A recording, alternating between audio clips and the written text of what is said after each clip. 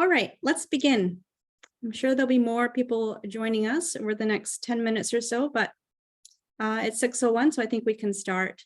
Hello, everybody. It's great to see your names. For anyone who's able to turn on their screen, we would really appreciate it. It's so much easier to talk to faces, but totally understand if you can't. At the end of the day, we're all tired too, so that's also understandable. Welcome to our first Trained Abroad event. My name is Maya, and I'm an architect and at Human Studio in Vancouver, and also a volunteer for the programming committee for women in architecture. As I think Hannah is collecting all of your AIBC license numbers and your name, if you would like to collect those two very valuable core points. And also to let everyone know that this event is recorded and will be available on the Wia website in the days to come.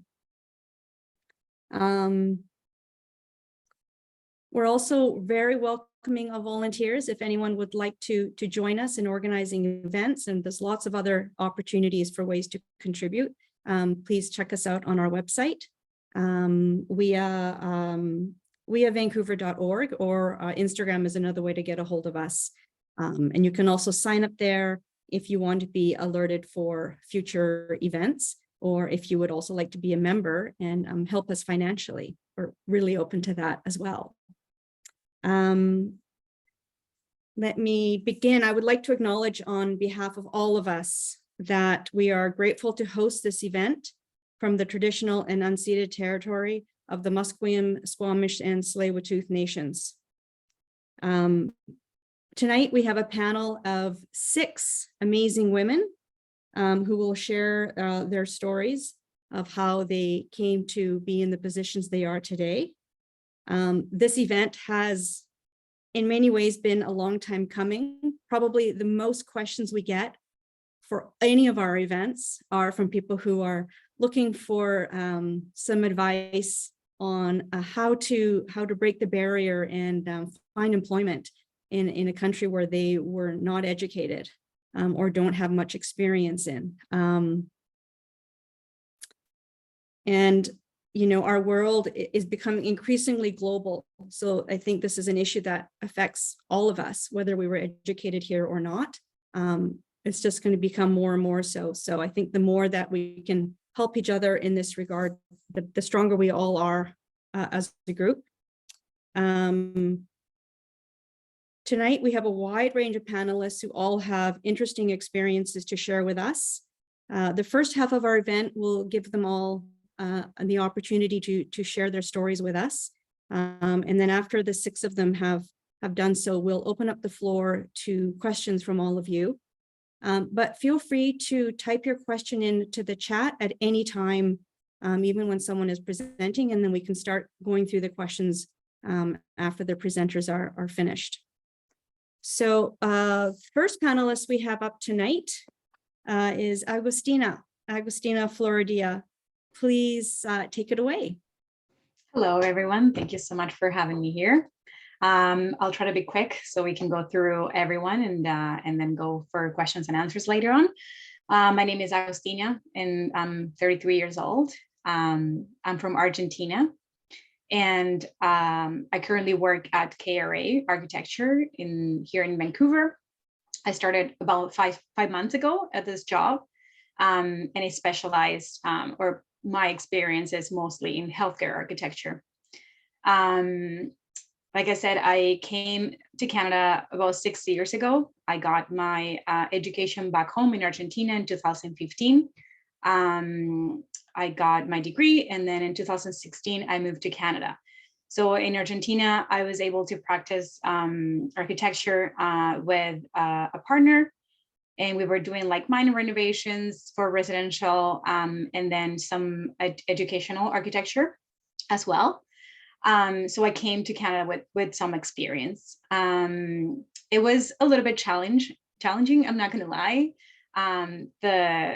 The most heard, phrase that I heard in every job is that they were looking for someone with Canadian experience, and I'm sure some of my colleagues here are going to agree with me. So it's a little bit hard to get to that point. But what I did is I came with a working holiday visa, which is usually oriented to jobs that are more for working in a hotel or in a ski resort. And I was really determined that I wanted to work in the architectural field. So I started with a job in a furniture store as in the beginning to get me running. And then I was basically applying to every office that I was interested in Vancouver, just through the website, and going, even though they were not asking for like anyone in my position, I would still send my portfolio.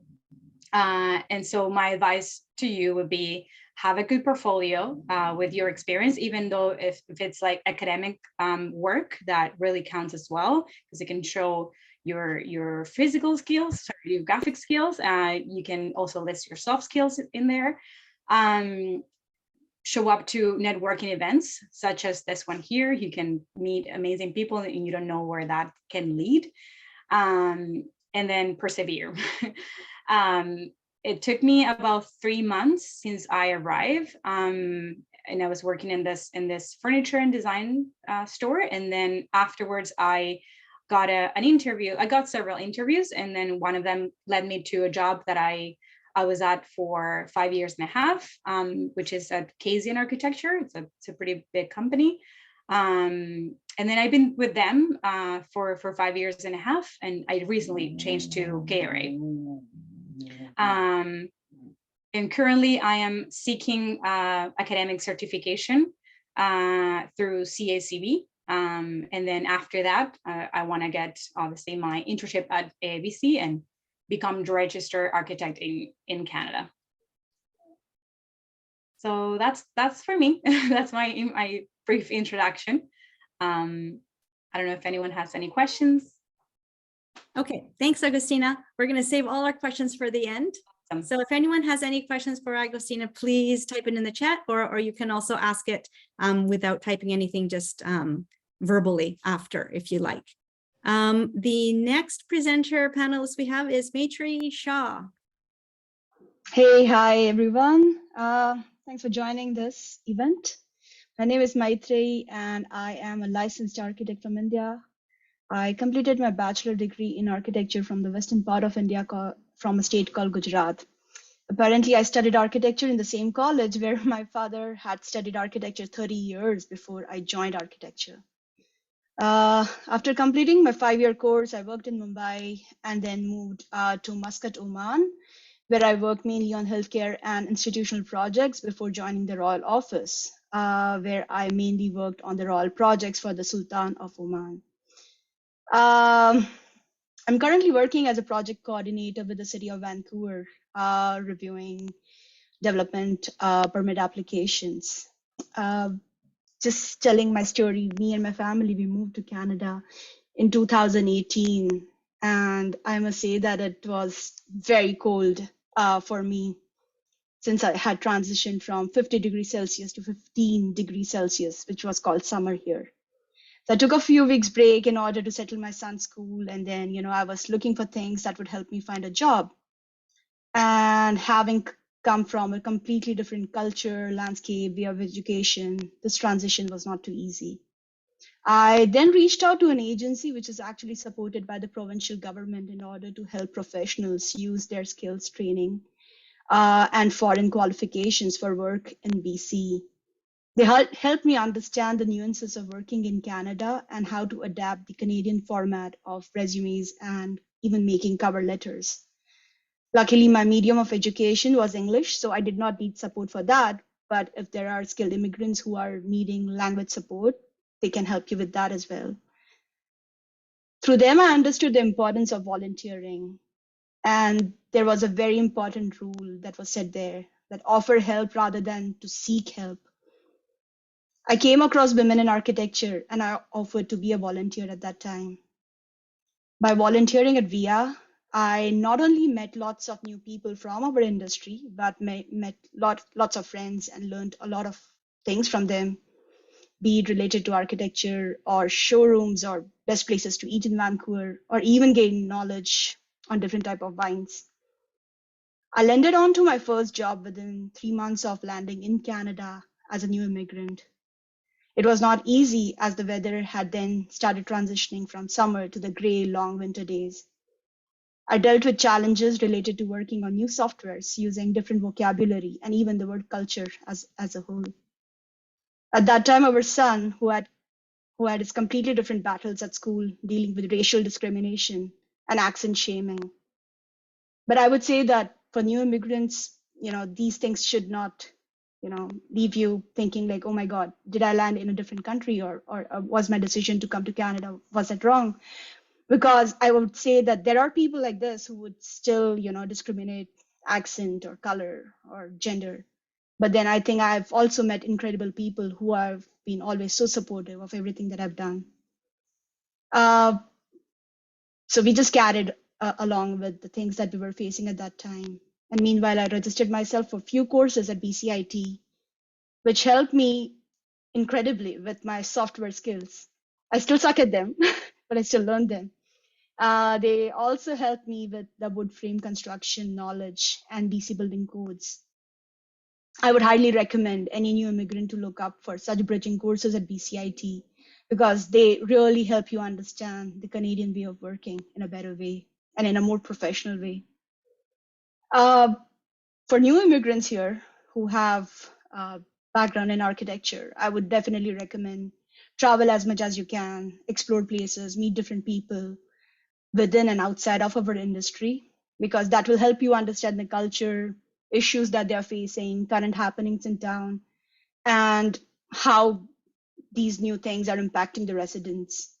I would definitely recommend you to attend seminars, workshops, hiring fairs, join ISSBC, Career Paths for Skilled Immigrants, who actually introduced me to different things when I, moved to Canada. There are lots of job fairs and open houses, which are organized by the different cities for larger developments.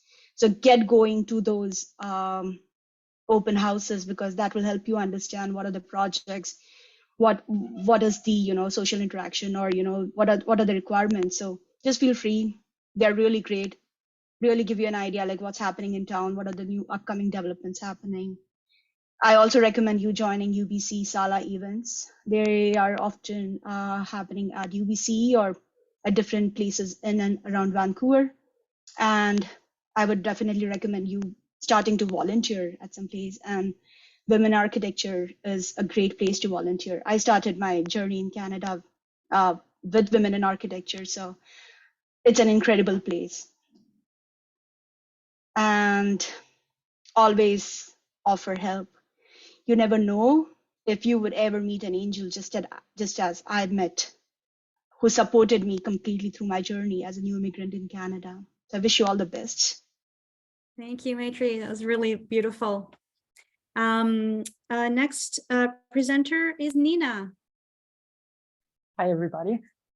So I'm really glad to do this, because Women in Architecture was an association that I really look up to and follow a lot of the events. When I first came to Canada in 2018, my background is actually in Croatia and Italy. I was born and raised in Croatia, but then I moved to Italy to study architecture. I finished my bachelor and my master there. I worked in both countries. I went from urban landscape in Italy to private homes, then back to Croatia, working for another 2 years. And then I decided to come to Canada. Listening to the previous stories took me a bit longer, 5-6 months to land my first job. And it wasn't easy. So I get why one of the most asked questions is how to land your first job. Because usually what everybody would say to make me feel better is, don't worry, as soon as you have some Canadian experience, it will be easy. But that first step is always the harder. So I think that for everybody that's struggling with this right now, it's the most important thing is to be persistent. And it took me I actually went back and looked at the number of emails and applications that I sent. It took me about 60 emails or applications just to get my first response and my first 2 or 3 job interviews. And this is not even counting all the other advice that I listened when people said to send cold emails to the places that I like, track down some people maybe on LinkedIn that I love the work that they are doing, or maybe are in a studio that I like and are a little bit maybe lower in the organization and came from a different country, so didn't get their education here. And it just takes a lot of time, a lot of patience to go and ask for different advice. So maybe the most important thing is just listen to everything. Some of this will at some point will be the right occasion for you. It will be the right place, the right moment, and it will make everything way easier. Thank you, Nina. And our fourth presenter is Kana Merchant. Thanks very much, Maya.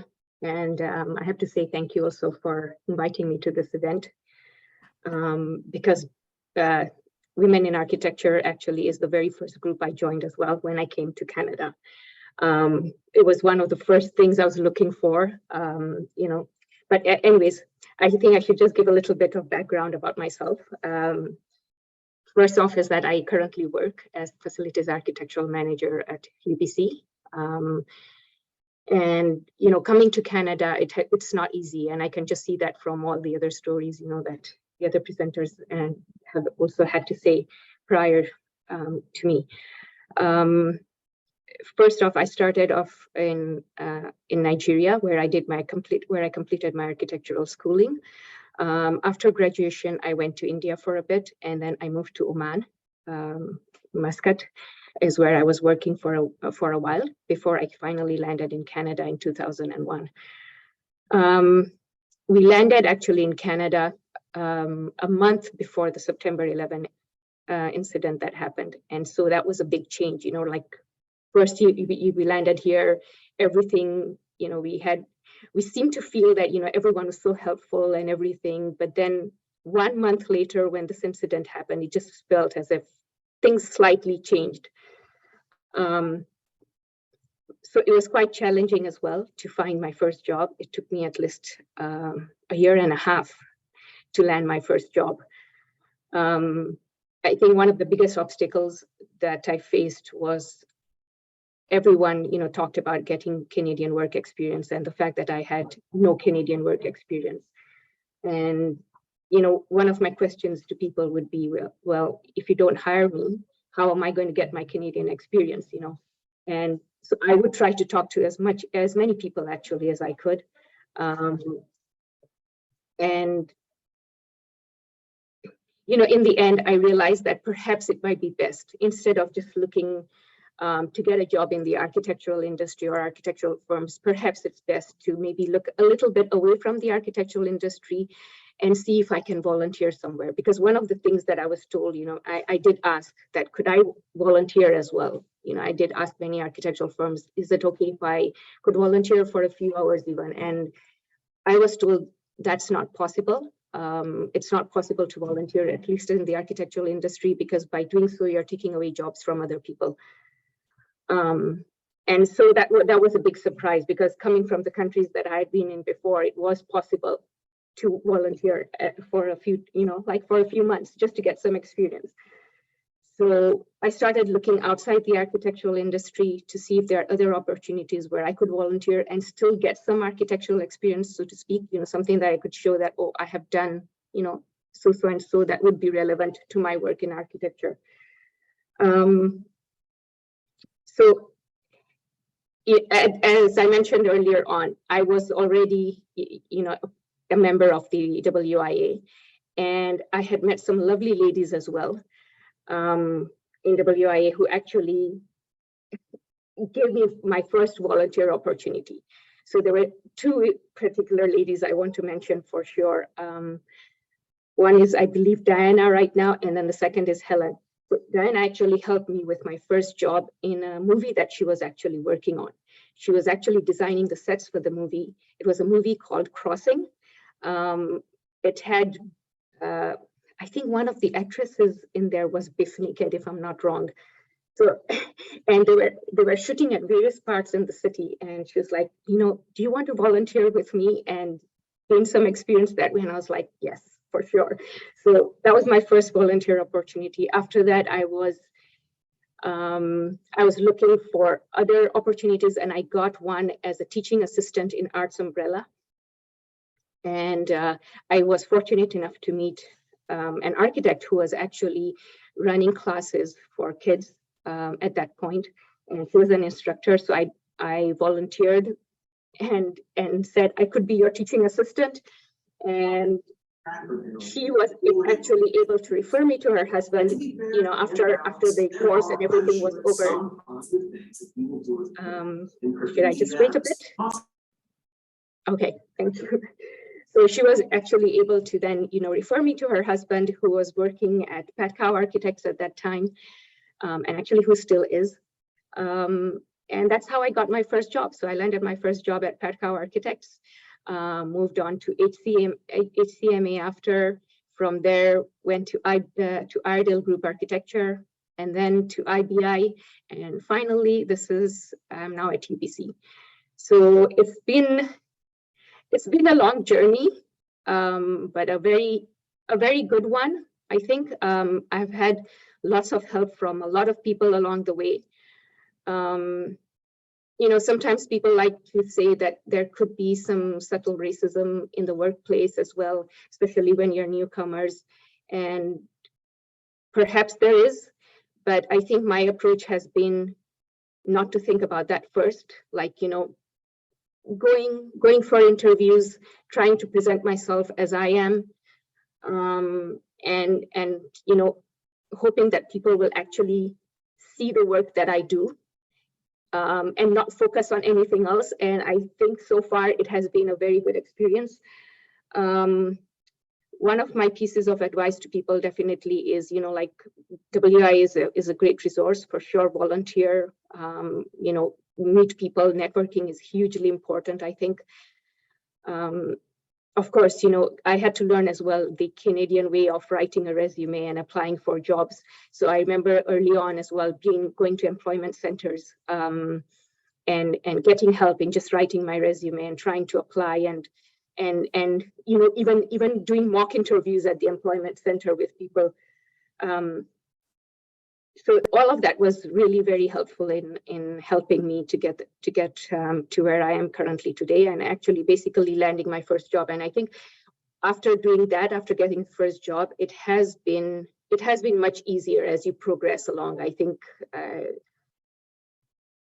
there's you know, as I can see with my colleagues as well, it is much easier once you land your first job.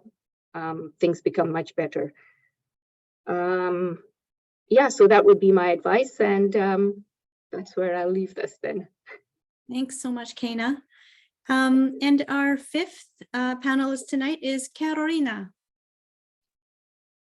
Hi, everyone.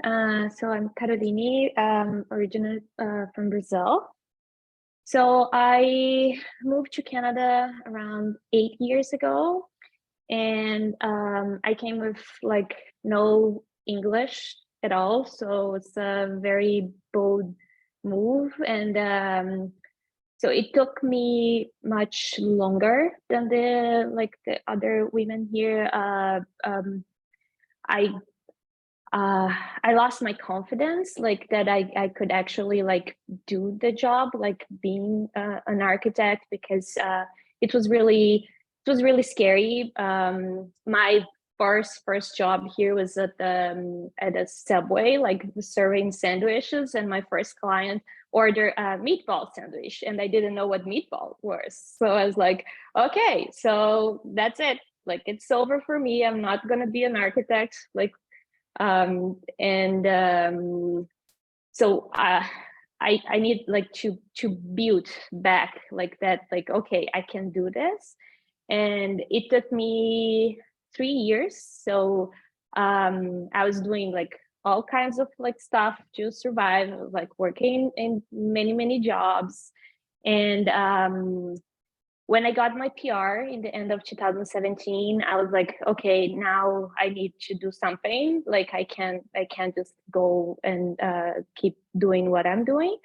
So I registered for BCIT. I did start doing like a few courses there, and I realized, wait a minute, I know of this. Like I can do this. Like I don't need to study all over again. And to be able to perform this work, like I'm as capable as everyone else. And so I started like applying for jobs. And again, like as everyone said, oh, you don't have the Canadian experience. So like, okay, yeah, I don't, but I can do this. And I think I'd apply for like, I don't know, 60, 70 like companies, and I wouldn't, like, no one would answer. And then I went to like IBC website, the classifieds. I started looking for every single company, going through their social media. And I was like, okay, so like if the big companies are not like interested, maybe I'm gonna look for the small ones. And then I found this smaller company. I was like, okay, let's go for it. I applied. They were the only people that answered and like was like interested in like talking to me. And I got there with like all the confidence that I could possibly get, and like, okay, I can do this. And they offered me to do like a trial, like do like a freelance job to see how, like, what were my skills. And that was very successful. They really loved my, like, everything that I present, and they hired me. So then I gained like back, okay, like, let's do this. Because I talked with a lot of people that moved here, and they were like, oh, like, doesn't work to get registered. Like, what is the point? It's too hard. Like, it's too expensive. And I started like, I went to one Wia event, and I talked to this lady, and she looked at me and she said, I have been here for 10 years. I'm just starting to do my papers, my internship, my BEEF application. And I regret it so much to like have waited all this time. So that opened my eyes to like, okay, I just need to get this rolling. So I went, I started doing all my paperwork for the CACB application. I got that done in like record time. And I was very, I felt really alone, because I tried to find people that have done the same process, and I couldn't find anyone. I was like, I just want to talk. I just want to like share the experience, like just like, and there was no one. So I think this event is really great for people to understand that there's other women, other people out there that they are going through the same thing. So my recommendation is find people from your country, go on Facebook, like try to like Google it, like find someone that can guide you, can like talk to you, because I think that would have changed how I manage things. But anyway, I applied to CACB. I got that approved. I started my internship in July 2019. Then I had a break for, I went to maternity leave, so I was away for an entire year. Then when I coming back from maternity leave was also a big challenge. Being a new mom in this industry, it's tough. And I started, like, I didn't want to go back to my previous office. Like, it was not like, it didn't fit in with my life anymore. Like, I moved to a different city. So one thing that was really important for me in the next job was like, I wanted strong female like role models, because I was like, I wanna see what I can become. And so then I started working with like the next panelist, like Annerieke. She's going to be the next one presenting. So I worked for studioHuB. There are two amazing like female principals, and it was like great. And then the job I am right now, it's so linked with like women in architecture, because I met Jennifer, that's the partner of Urban Arts Architecture, in an event early in 2017. And when I saw her speaking, I said like I will work with her one day. And then I started like I started networking and talking to her, and like I add her on like on LinkedIn, and I would always like say hi. So like if you're struggling right now and you think that like all your network is not like working, like keep going. It will, you're gonna get there.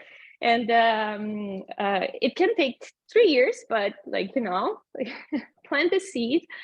So then she reached to me. She was like, oh, I remember you from like, we talked a few times, and like we have an opening, and I wanted you to come and like do an interview. And I was like, whoa, like my manifest work, like I will be actually doing this. And it was really hard because I had just started. I was like with studioHuB for only 6 months, but I decided to be brave enough to follow my dream from like a few years back. And so it's where I am right now. I'm doing my final leg of my internship. I just did my execs in November last year. So I have a few more hours to log, and hopefully this year I'm gonna get registered. And yeah, so my advice would be confident. Do not be afraid to apply for jobs, even if you don't check all the boxes, because there is a guy out there that like it's way less capable than you that will apply for that job. So go for it. And networking, I know it's hard now, COVID and like everything else, like you don't have that like contact, but like when things start coming back, go talk to people and make yourself like be visible so people will remember you. And yeah, like try everything. It's hard. It's really hard. It's not easy. But there's someone that will give you an opportunity, and then, you know, just, yeah, rock that. Thanks, Caroline. That's a really great story. And our last panelist tonight is Annerieke. Yeah, hi everybody. Yeah, I just wanted to say hi, especially to all the women here, and lots of women here. I think that I've had the pleasure of working with, or I'm currently working with, such as Caroline and Hannah, and Kena through UBC as well. We've met already. So great to see everybody here and supporting each other. So yeah, my journey started, I'm originally from the Netherlands. And I graduated there long time ago now. Worked for about 4 years, and came to Canada in 2004 on a PR visa. And just getting that visa alone, I applied when I was in the Netherlands. So I waited there for the visa. Took over 2 years to get approved. So that was a long step, as everybody probably here will know, and kind of having to put your life on hold and a pause, and just not knowing if you're going to be approved next month or 6 months from now or a year from now. And so for me, it was 2 years. So yeah, and then I came to Canada, and I didn't know anybody here. I knew nobody in architecture. I knew nobody, period, from the country. So it was really, like a lot of people said, really hard trying to find your way. There was the internet, but it was not as sophisticated as it is right now. Yeah, and in the beginning, I just tried to look for a job to get started. And I was actively looking for a job to that would support me in learning, getting the Canadian experience, but also supporting me in getting re-registered. So that was an important factor when I started interviewing. 2004, the job market was pretty good. So it took me maybe 2 months to get a job. That went quite quickly. And I purposely started at a smaller firm that I felt could support me. It was named Grandin Sinclair. They no longer exist. And it was a great firm where I learned a lot. But I still remember one of my first meetings I got pulled into, and everybody was talking 2x4 and 2x6. And I had no clue even what they were talking about. And so I just sat there and then went back to my desk and then Googled what is 2x4. So that shows you how little I knew about any construction here, because I'd never worked in wood. We always built in brick and concrete in the Netherlands. So, but yeah, I think just like a lot of people here, the first couple of years, I just sat there, I did the work that they gave me and was hoping that just by doing the work and proving that I could do it, just take every opportunity, jump in, and kind of slowly work my way up. I would say it's hard because you do feel that you're taking, a number of years, you're going back a number of years in your experience. I was running projects in my old office and going out and doing lectures. And when I started, I was literally at the bottom of a team, like doing all the work that nobody else wanted to do, I think. But yeah, slowly work my way up. I waited to about 2 years before I started pursuing my re-registration. Again, I have regrets about it? Yes, but the immigration process was so stressful that I needed a break when I landed to not go right into collecting new paperwork. And it was a lot of work. I'm happy to say that since the process has been streamlined a little bit, at least. So it took 2 years for me to get my CACB accreditation, because at that time they did not have the system where if somebody else had gone to the same school within the same years that you automatically got approved. So I had to do all the paperwork, even had to fly back a couple of times to the Netherlands to get extra certified copies of my transcript. So that's another thing I always tell people if they now come and they're not living here yet. I say, no, well, you have the chance, go to your university and get like 5 or 6 copies, signed and sealed copies of your transcript, because you're going to need them. Because when I went through my CACB journey, I had to take some extra courses.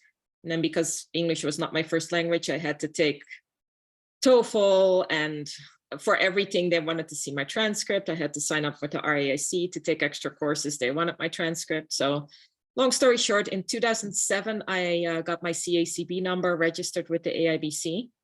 And then I was kind of so committed and frustrated that within, I think, 2.5 years, I became registered. I was able to backlog quite a bit of hours. I went the regular intern route. BIFA was still in its infancy and I was not quite qualifying for it. So that at that point, that was really the only way you could get registered as a foreign trained architect. The BIFA program had started, but it had no reciprocity with the rest of Canada. So when I talked to somebody about it, I was like, well, I've now been in this position for a number of years where I cannot call myself an architect. So I don't want to be in a position again. So I'll just go through the intern program. So went through the intern program. At the time, it was the NCARBs, did all the NCARB exams. And I was trying to find the year that I got registered, but I think it was either 2009 or 2010, I got registered with the AIBC. Yeah, and I think ever since, I've tried to be the person that that wasn't there for me when I started. So I put myself on the volunteer mentor list. So I've mentored a lot of foreign trained architects that come and don't know anybody. And then the AIBC has a volunteer mentor list. So if anybody here is registered and wants to help, I think getting on that list so that you can be a resource for others would be great. And still mentoring a lot of people. And then also became an oral reviewer, because I found when I took my oral reviews that the people sitting across from me from the table weren't quite, representative, I think, of the profession in general. There was no women, there was no people that didn't come from Canada. Basically, it was all old white men. So became an oral reviewer. And also, if anybody here is registered, you don't need to have, 20 years of experience. I see like Kate's here, she's an oral reviewer as well. Like this, but there's, you can become an oral reviewer with a couple of years of experience. And I think we desperately need that diversity. So that's another thing that I would say, if you're registered and you want to give back to the community, be one of those people that can help change things. So so since about 2011, 2012, I've been an oral reviewer and a chair of the oral review panel at the AIBC. And also since about 2019, I've been a BFAT reviewer now. So working through the CACB on reviewing foreign trained architects and doing their review of their certifications and their oral reviews. So giving back in that way. So yeah, that's kind of my path. And what I would say is it's hard for everybody, but reach out, look for those people that can help you. I often have people that say, oh, I have a in-law or a brother or a sister or a niece that is in architecture and thinking of coming to Canada. Can they come and speak to you? And I always say yes, because, we always want to help. So actually recently in the last 2 months, spoke with somebody from Sweden. I spoke with somebody from Argentina, I think it was. So be open when people reach out and let them know that you're always there to help.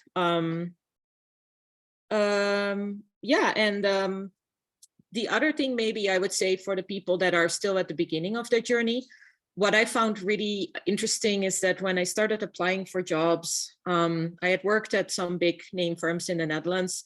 I went to Delft University of Technology, but I noticed when I came here, I always say like, it doesn't really mean a lot to people in Canada. It's like you're coming from Mars and that's where you went to school. And when I first landed here, while I was interviewing and preparing my portfolio, I took a couple of courses at Emily Carr. And I put those on my resume. And what was very interesting is that of everything I've done, international competitions and the work that I've done to date, people would always ask me, oh, you went to Emily Carr, you took courses there, because that's something they could understand and they could relate to. So I think one of the things is take a course or do something. And it doesn't necessarily have to be directly related to architecture, but I would say those Emily Carr courses that I took, I think those got me the traction and probably got me noticed by some people. And then they could kind of place you in a box and they kind of can imagine a little bit about you. So I think that was really useful for me. That's it. Thank you, Annerieke. It's great advice for us to hopefully all be able to help each other. And for anyone, I know there's someone, for example, in the chat is right now asking to speak to anyone who can talk to her about supportive housing. So if anyone would like to speak to, me or anyone in Wia, please reach out and we will try to help you to find resources to help your specific needs. I have a question to start off with everybody, the 6 panelists. Would you recommend, do you see a difference in being able to get a job for people who are trained internationally between a big firm versus a little firm? What are you doing in the garden today, Buzz? Oh, just a little bit of this. Can everyone mute? Thank you. How about we start with Kana? Do you see a difference in looking to try and get a job in a big firm or a little firm? Is there a difference? I really don't think so, but one of the big firms that I worked in seemed to be hiring a lot of people who were coming from outside, and that too with not too much experience. So I really don't think that it makes a difference. I think wherever someone can get a job, and again, all comes down to networking and trying your level best. Figure out which firms you would want to work at, or you can, right now internet being what it is, there's so much more opportunity to check out websites and figure out where you want to, where you would like to work and whom to contact, as one of the panelists mentioned. So I think definitely that's the way to start. Looking at firms that you would like to work at, and it does not matter whether, again, like I said, whether it's big or small. I think just wherever you can get your foot in through the door, get some work experience, and then keep on moving from there. Okay, thank you. Anybody else have anything to add about big firm versus little firm? I started working in a big firm right away, but I did go to a couple of interviews for smaller firms, like maybe 3 to 5 people firm. And the response that I got, it was based on my experience, because I didn't have the experience of going from, a schematic design to going to a CA sort of process. And they were looking for people that could carry a project from beginning to end. And I didn't have that experience. So for me, working in a bigger firm gave me the opportunity to start from, just assisting with drafting and then work my way up. But that was the main difference for me. I didn't get the experience, but that was the feedback that I was getting given my professional experience and background. Okay, thanks. We have someone, Paris-Du, feel free to ask your question. Yes, hi, how are you? I'm so happy to see that finally the Women in Architecture is organizing something for our foreign architects. I've been trying to discuss this so many years with Kate and Jessica, who was the chair. I don't know if she's still the chair. I always said it, I still say I think Women in Architecture and also other associations related to architectural careers should start fighting with existing rules, which are really outdated. Because I don't need to talk about my background, but I have a PhD in architecture and I have worked at least in 5 different countries as an architect. I'm registered architect in 2 countries. And since I came here for 12 years, I have not been able to become a registered architect in BC because all they ask me is to know the codes and bylaws, and I don't want to build anything. I'm an architect for so many other things. I'm working in research for building a mold-free house with UBC, with a lot of other researchers. And I think this is a huge lack for this country, not to recognize architects because they just don't know a couple of codes and bylaws about construction.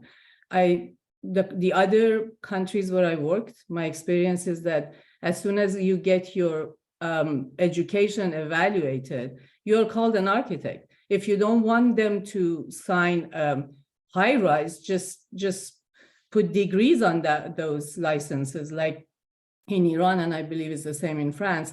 If you want to sign a high rise, you have to be called an architect degree number 4, for example.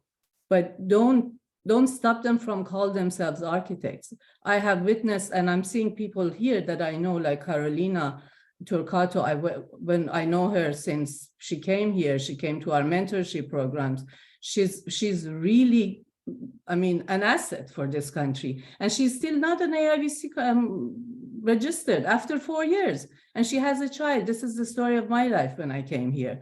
And once I had my CACV, after fighting for 1.5 years to bring my records from France to here, it's just not fair not to be able to call yourself an architect and not to provide, not to, go and work in a subway.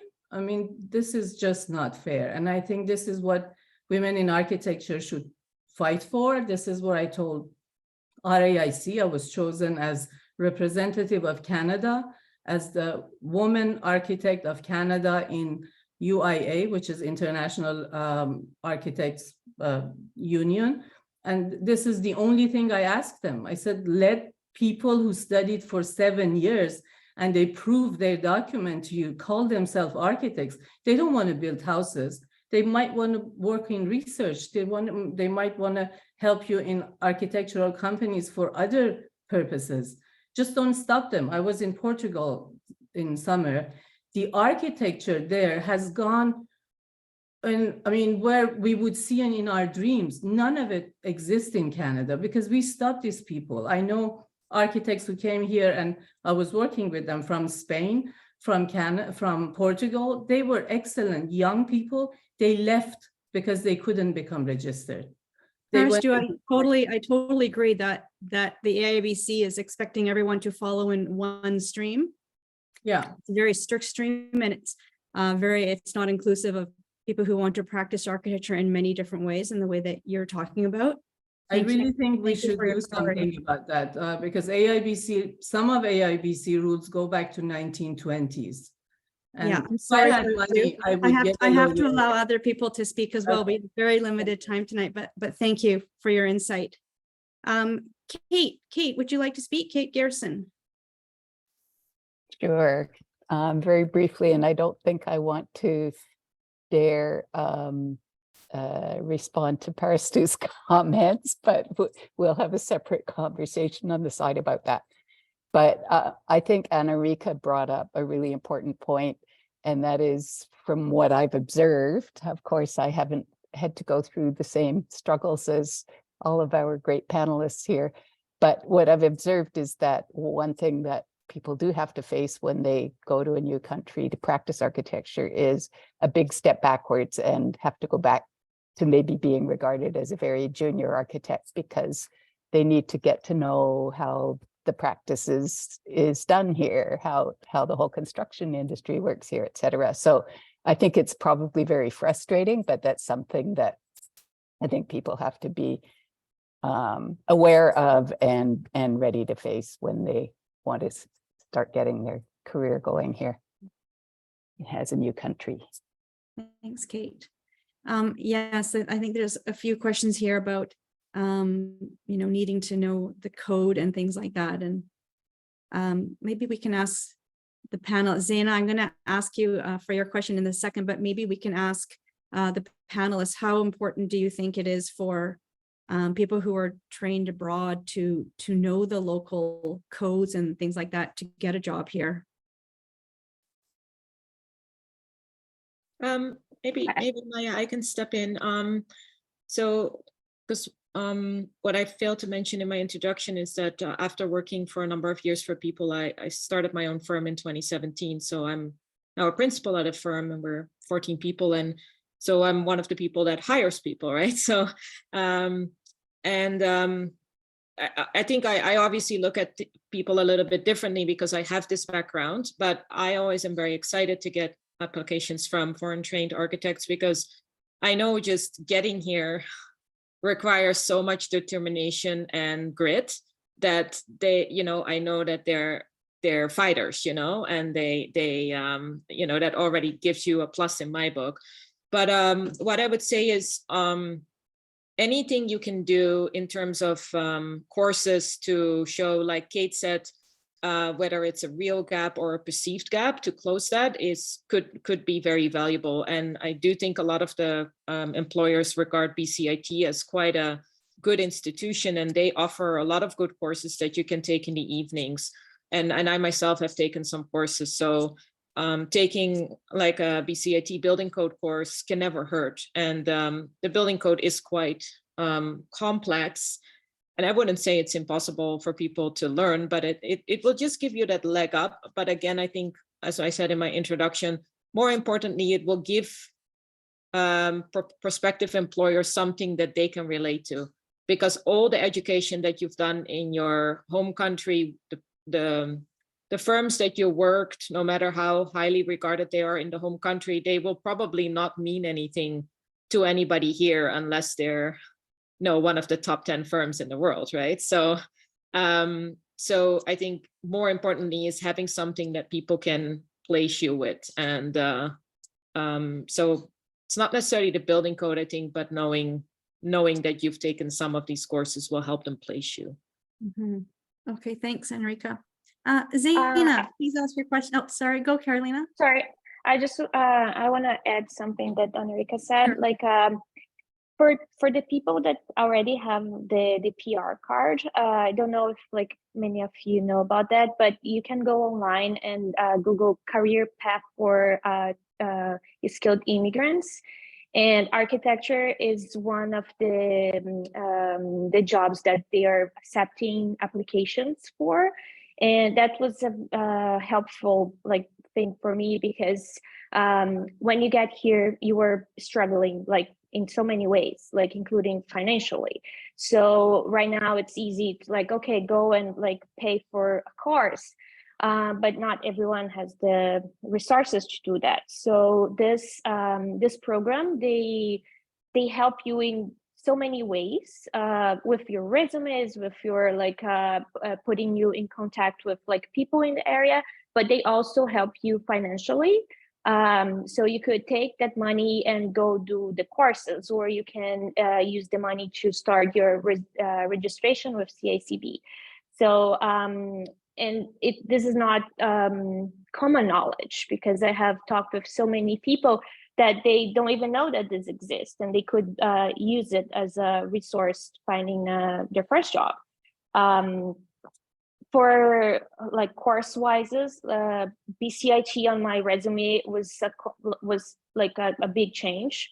So like people started like looking, oh, you went to BCIT, even if like I just did like one course. It's quite like mind-blowing how like having like a contact, like a common thing here changed like the way people see you. So I would highly recommend doing that. And they have the architecture and building technology program that you can just choose a few courses that like interest you. I did the code course, and that is was hard to like get all that knowledge in like just the theory part. And when you start like the real job, you were like, oh, this is way more complex than that, but it is a good start anyway. And you could also like just go online and start reading it. It's boring, you're probably gonna fall asleep, but like you can start there. Thanks, So, yeah. Caroline. Zaina, do you still have your question? Yeah. Hi, I'm Zaina. I'm 17, and I'm currently studying in Dubai English Speaking College, and I'm an aspiring architect. Seeing everyone here becoming very successful really inspires me and like boosts my passions in architecture. Ideally, my goal is to study a bachelor's in architecture at UBC or University of Waterloo in Canada, or perhaps study in a university in the UK called University of Bath, and probably continue my journey there. It would be well appreciated if anyone would give me any advice on like courses or like things to do from now on to help me in my journey in the future, because ideally I want to study in Canada. And yeah, and currently I'm working on a slum house project for my EPQ, and I just want to know like perhaps any advice that would help me gain knowledge. Okay, thanks. You know, Nina, would you be able to take this one? Yes, thanks. It's really nice to see somebody so young looking so forward.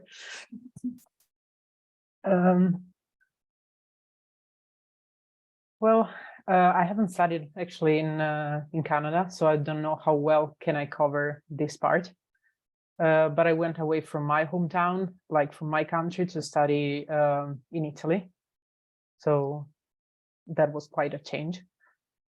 And just taking all the other comments that were made so far about getting an education here and getting something to be like recognized here in Canada. I think that like anything that you choose as your path, it's that it somehow responds on what are your desires now. It can always be used further on. Like there's something that can always be adjusted on the way, that can like set a different course, and that can bring you where you want to be. I have the feeling that this wasn't really useful. Yeah, it's a question, you know, people often ask, young people ask, if I want to study architecture, what should I be doing now? And I think you should do whatever excites you now, because there's so many aspects of architecture where you can apply what is interesting to you. So don't try to limit yourself to what you think you should be doing. Do whatever you do comes naturally, do that.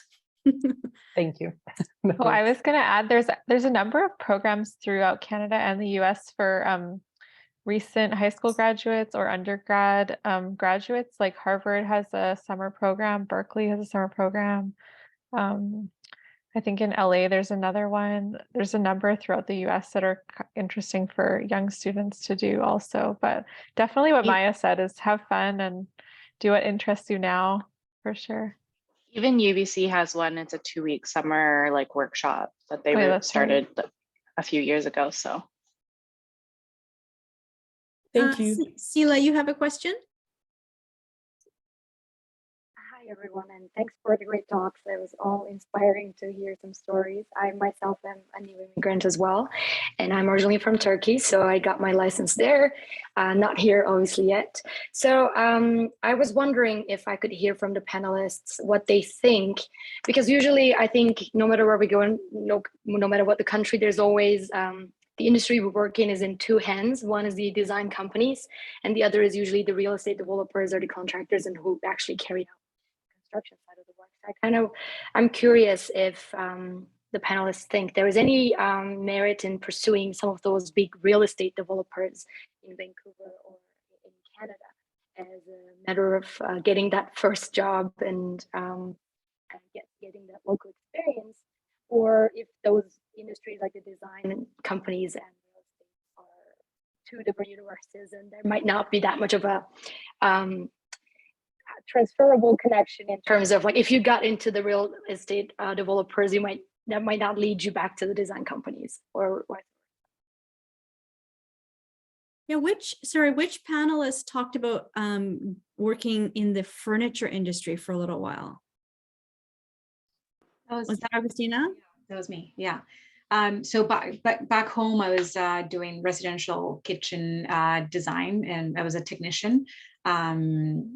But I don't know if I can really answer that question, because like my experience is mostly with healthcare architecture. So I am not so aware of like residential and developers. But if it's something that interests you to work in residential architecture specifically, I don't think there will be any harm in like pursuing developers as well. Yeah, I would say that, you know, having work experience in the local area where you're trying to get architecture experience, I think is a lot better than nothing. Yes. You know, because you will learn a lot in that job, which will still be applicable, you know, in the interview process for the job that you really want.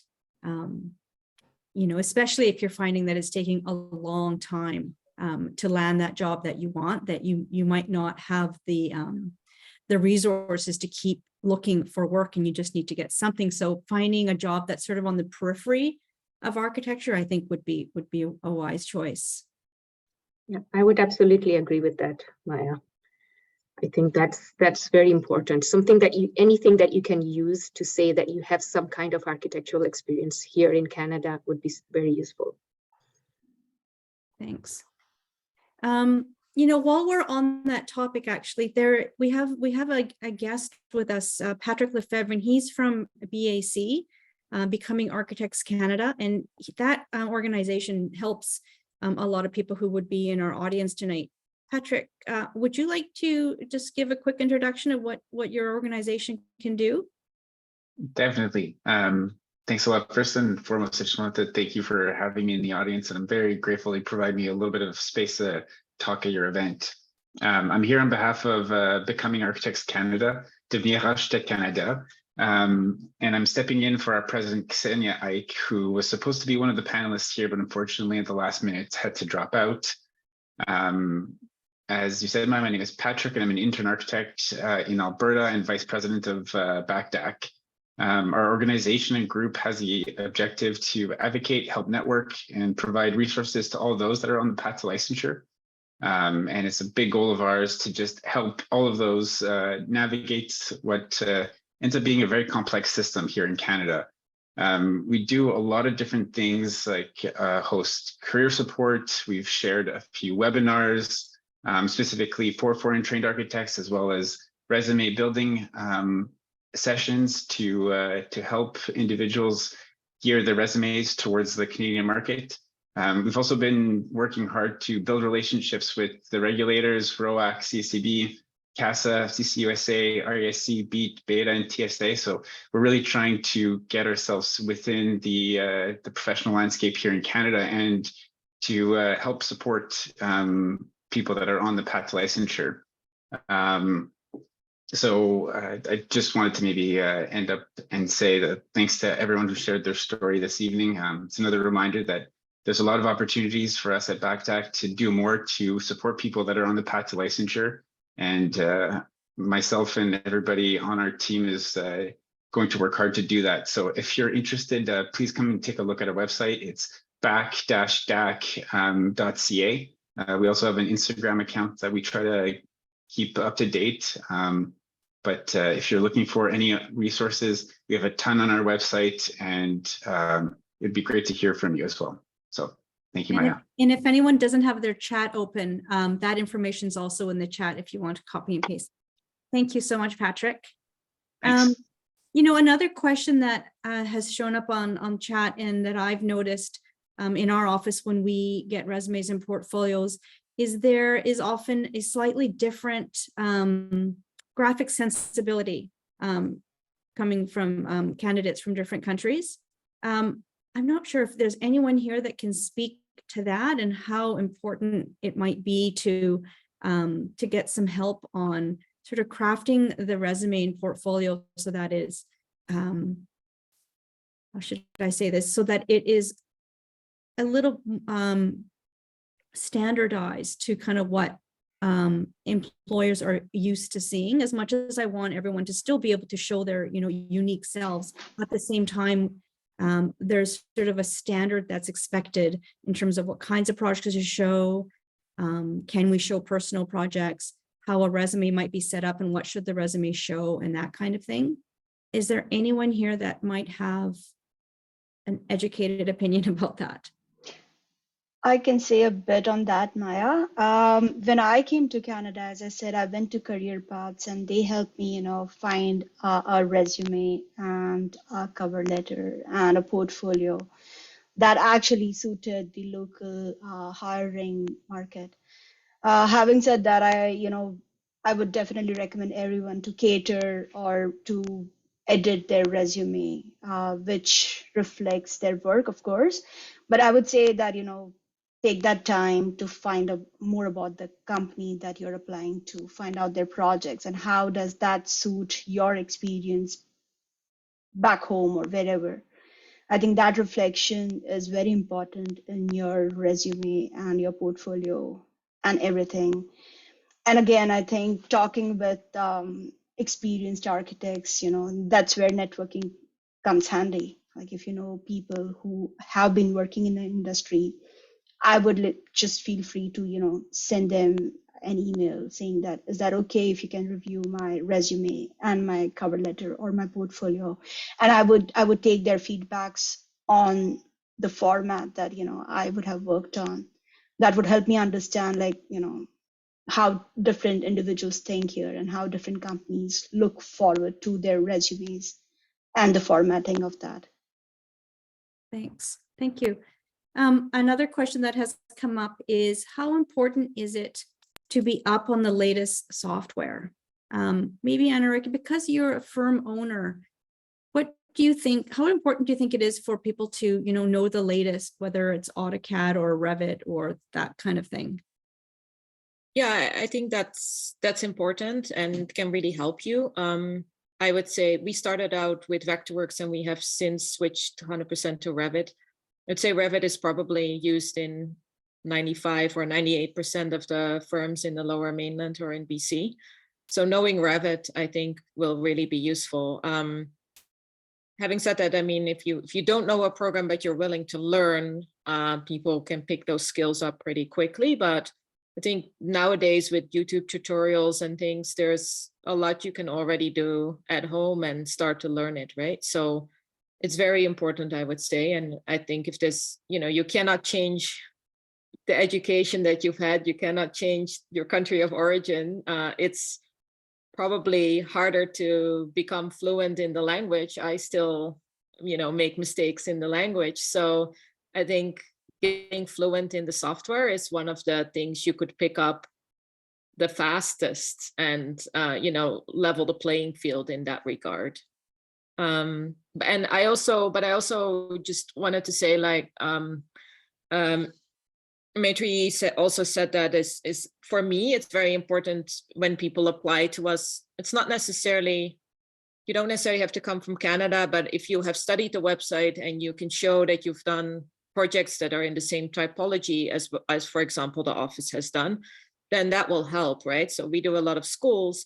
And if somebody sends in a portfolio and a cover letter and they've done schools in a different country, I'd be very interested to hear about it. But if you send me a portfolio and a cover letter and all you've done is high-rise towers, which is something we absolutely do not do, then it doesn't really matter to me what country you're from, but then you wouldn't, there's not a good match there. So I think that's the other important thing is for portfolios, just look at what is the firm specializing in that you're applying to and how can your skills or your expertise help them.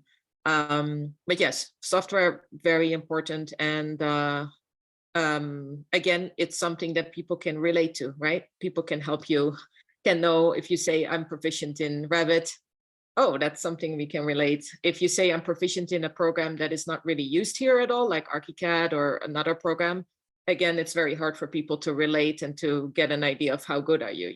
You can be the best wizard in that program, but it won't mean anything to people here. So again, it comes back to what can they relate on. Yeah, I would say at Human Studio, whether you're trained abroad or trained here, we're also looking to see what people might be doing in terms of volunteer opportunities, courses that they might have taken. And that really applies to everybody.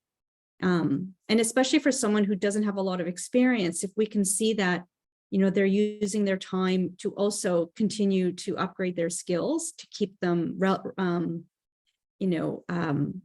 ready to enter the workforce at any time, that also does mean a lot. And we definitely take that into account as someone who is working really hard to stay relevant. Yeah, and sorry, Maya, maybe I can just, one other thing about the portfolio, because I see some comments here. I would say a lot of the portfolios that we get from foreign trained architects are maybe more corporate or more official than we maybe would need.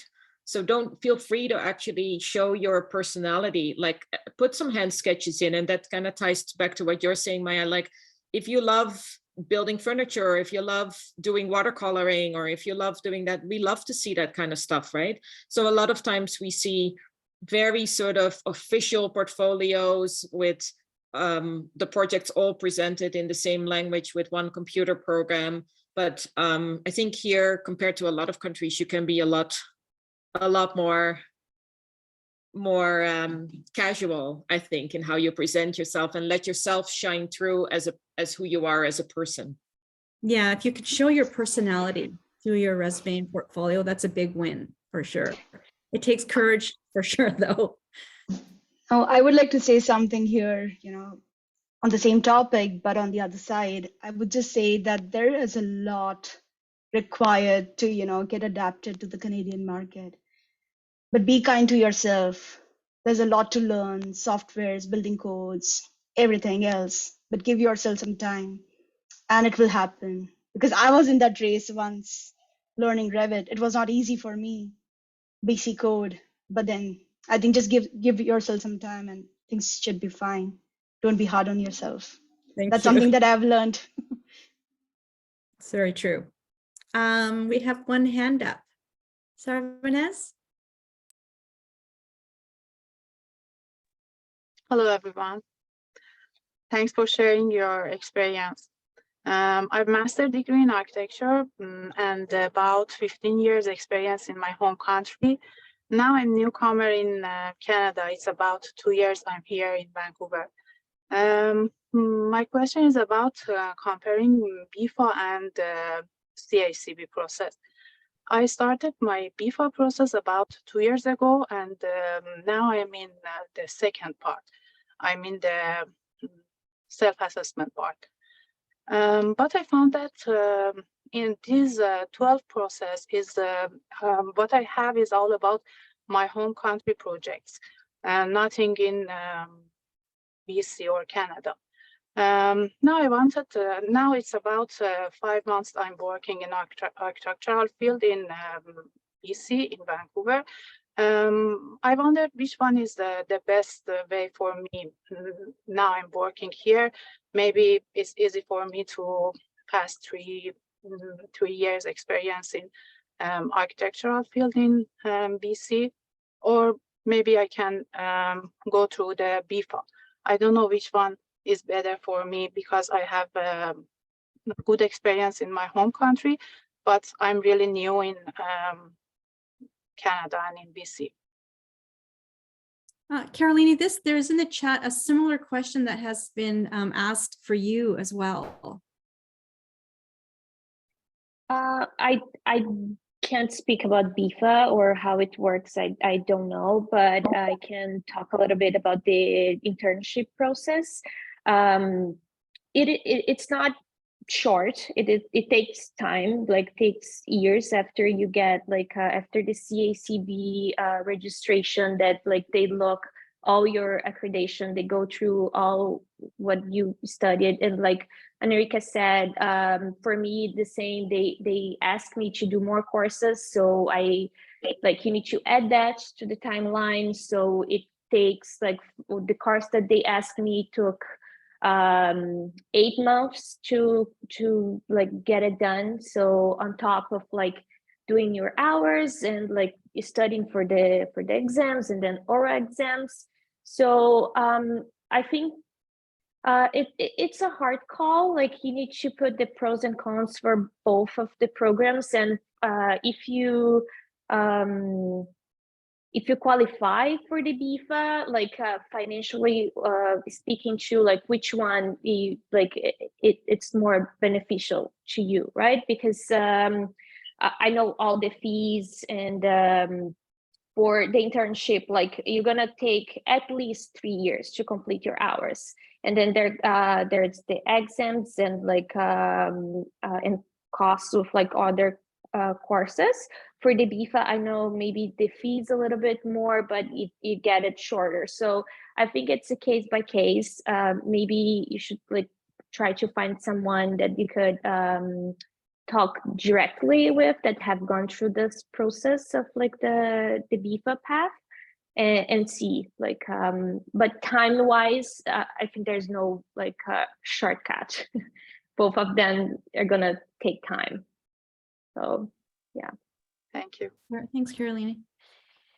Does anybody have any other questions?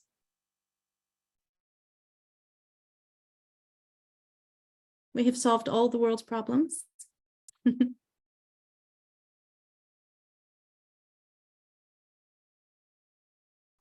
Okay, well, maybe I can ask this question. There are ways to study the code, of course, by reading the code book, but unfortunately, that probably might destroy you. And also, a potential employer might not be able to see the work that you've done. So I'm curious what everyone thinks. How important is it to get, an actual certificate, whether you go to BCIT and take that course, the code course, or maybe even get the passive house certification or that kind of thing as a way to augment the lack of local experience? Does anybody have any idea about that kind of thing? Yeah, it definitely helped me, Maya, get my job at the city of Vancouver. And I would say that, learning the BC Building Code at BCIT, it was a pretty interesting course. It's not as boring as people might think. It's pretty interesting. And the instructor was pretty good. It was pretty interactive, and there were, questions and exams. So I loved that course, honestly. So it's a very individual approach to that course. Some people really hate it, some people really like it. And it really helps, it helps, first of all, understand the employer, that you have a local certification, be it at the BCIT or the Passive House, as you're saying. It shows up on your resume that you do have the understanding of the local codes. So I think it's a great course for anyone who wants to, have it on the resume and to understand the local construction in a better way, I guess.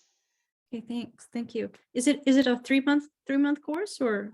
It's a 3-month course. It's a part-time. So I think once a week. It's a pretty integrated, very demanding course. So once a week, but every weekend I used to be back home studying. So it was a good course. Okay. We have another quick question here about portfolio. We do, by the way, have a WIA event once a year on portfolio tips and another on resume tips. So I encourage everyone to keep an eye on our newsletter and our events to join that one. It's also very well attended, but super quickly, I would say don't make your resume more than 20 pages, your portfolio more than 20 pages, and your resume 1 page. I think that's sort of the general attention span that people have. And, as we said earlier, to try get some sort of passion projects in there too, and not just really corporate drawings. So any other questions? We can wrap up it. Oh, go ahead, Laurie. I was just going to suggest that the BCIT also has a very good Revit course too. Similar thing, it's 2.5 months. It's pretty demanding, but you get a lot of skills. They give you a pretty complex project to work on, or you can develop your own. So I'd recommend that too for anyone that doesn't wants to learn Revit or wants to increase their skills in Revit. Okay, great, thanks. Parnian? Hi, everyone. I'm happy to be here and I really appreciate this community and the support. I'm here with a PR visa, and as a so-called architect, I was wondering what are my other options rather than becoming a licensed architect in Canada? Like what other career choices or positions I can look for or seek out if I don't want to become a licensed architect? I mean, in long term, not for a surviving job, but if I just decide not to become licensed and follow this career as like, I know architectural technology is an option, but what are the other options? Thank you. There's so many options. Kate, would you like to take this one? Well, my first reaction to this was, if you're the primary, there are 2 reasons to become a registered architect. The biggest one is if you want to open your own practice. The other one is just to be able to call yourself an architect. And of course, it does give you a bit more credibility for finding a job. But if you're working as an employee in an architectural firm, you're working in architecture and you don't necessarily have to be a registered architect, because the owners of the firm will take on the responsibilities of sealing the drawings. So it's more around giving yourself more credibility, and there are these various other ways that you can do that through courses people have talked about and through your experience, through your portfolio, et cetera. So that's all I had to say to that question. Kate, I have a question for you on that topic. I understand that, and it's the talk of like most like people that I know, they say the same thing. But on the other hand, I have talked with people that decide not to become registered, and then they're stuck. So they can't like there's no more opportunities like on the field, like people or their own employees don't give them more responsibilities, or even like career growth, like making more money, and because there's no title.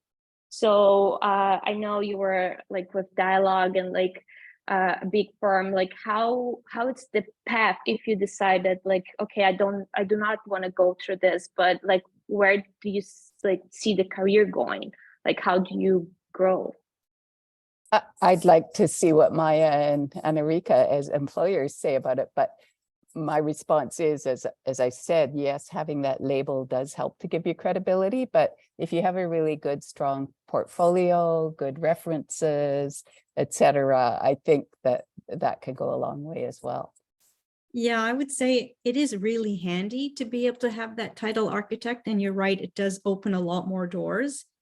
But I think also that there is sometimes a problem for people who don't enjoy doing the work that architects need to do to get registered.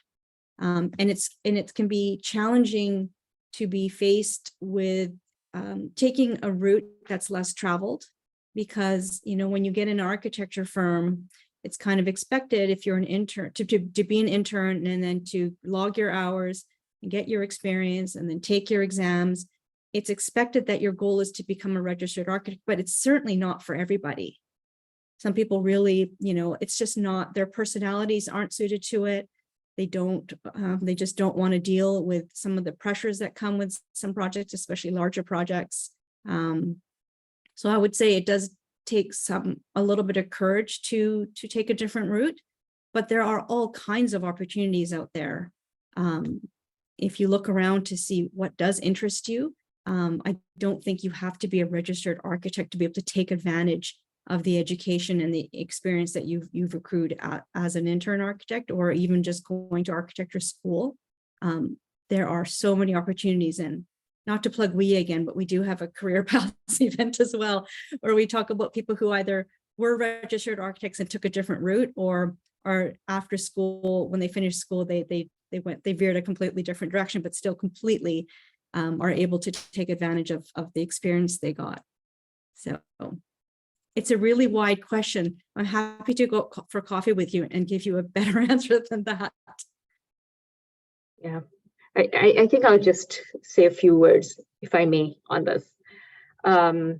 Because, you know, for me, I think going through the registration process was actually a learning process as well. So I think what happened is that instead of going and doing courses and everything else, I just kind of started out with the whole registration process, and I went through the intern architect route. So basically, you know, like giving all the exams.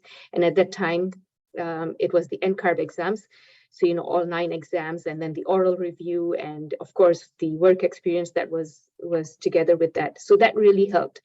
And I think, you know, sometimes perhaps maybe that is a way to get through the registration process, is you know, treat it as a learning method, I think, for you and your growth. And it's easier to get through it, because I've heard that also. I think when I was going through the registration process, I heard so many stories about people saying, oh, this is so hard, you know, it takes years. Even once you start the registration process, it takes years to get through. And I think if you set a goal for yourself and are able to go through it, you know, it does help. It does work, and it does help in your career growth as well. And I think even your learning experience, you just become all the more richer for it. I think that's what it gave me. So thanks, Kena. Any other questions tonight? All right. Well, we don't have to stick it out till 8 o'clock if everyone has got the information that they were hoping to get tonight. I hope tonight was helpful. And again, feel free to look me up on Human Studio or any of us at Wia, and I'm happy to try and answer any questions that weren't answered tonight. Just to let you know, Wia has some interesting events coming up in the future. We have Fiona Jones from HCMA coming. We have an event scheduled for February 22nd, and she'll be talking about her work at HCMA that she does that focuses on inclusivity in architecture. We also have a Dear Abby event coming soon, where I think we're going to be compiling the hundreds of questions that we get and just having sort of a Dear Abby spontaneous fun event.